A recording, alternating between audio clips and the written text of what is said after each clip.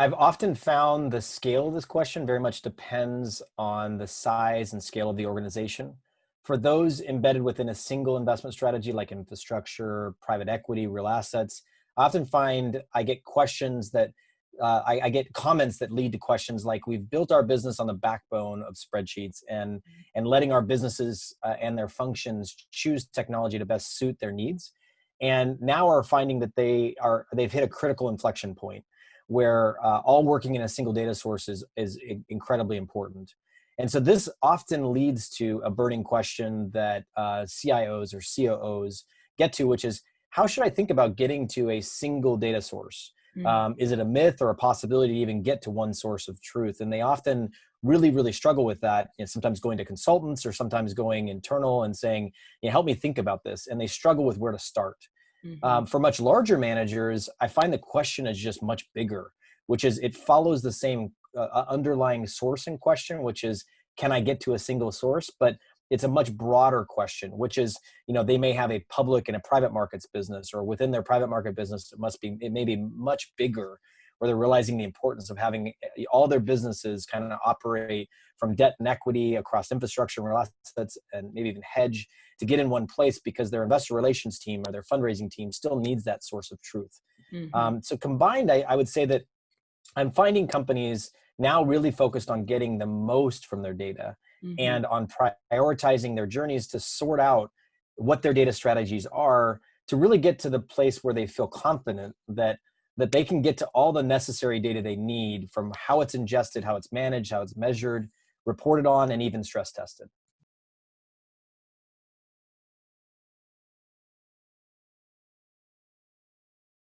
I would say I have four key pillars that I try to help every organization think about in big categories. First is data management. How are they managing their data? How are they ingesting that data?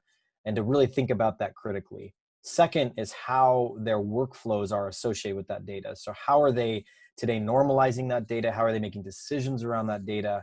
How are they underwriting to that data? And then how are they ultimately managing and reporting on that data? So workflow is critical in that.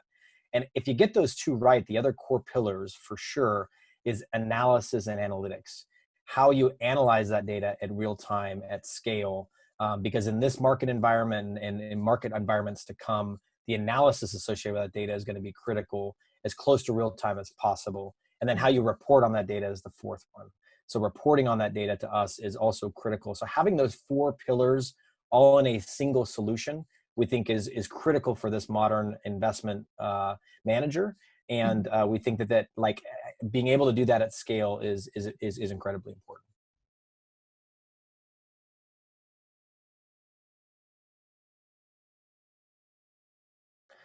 So our view is that organizations need to use this time in history to really industrialize themselves, and to take the take the excuse away that oftentimes is used to say that I'm too busy, reacting to investor inquiries today, or I'm too busy to doing scenarios in the way I used to do it, and really try to peel off some time to look at how this black swan event can really has really created an opportunity.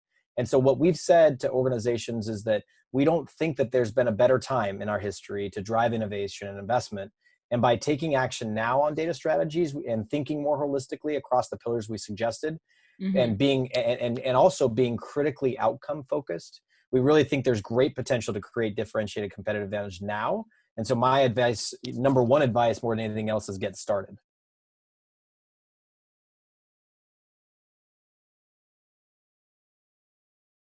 So over the next 12 months, based on everything that we see from managers and the initiatives we see actively happening, we see there being a significant wave of two major distinct ways that managers are building towards right now, which is that, number one, major managers and even the smallest managers are realizing they must differentiate through transparency.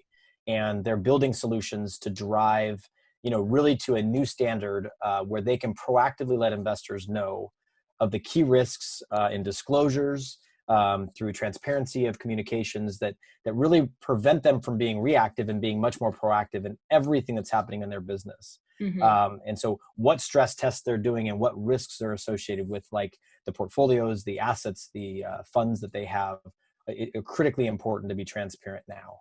In Mm-hmm. addition to that, and I would say probably equally as important, is that we also find managers are becoming way more proactive in how they're scenario planning and stress testing what they have as a across their portfolios, across their assets and their funds. So we expect managers to really aggressively connect with their investor clients on a regular basis to say, these are the scenarios that we are running today, and providing, here's what our downside risks are through this phase, and being able to make sure that they're doing that versus reacting to every investor inquiry. And so we think that, during these uncertain times, these leading managers will do these two things to really be able to provide daily, weekly evaluation scenarios, investment model updates, and equally running against any of these efforts that they otherwise would have been doing manually.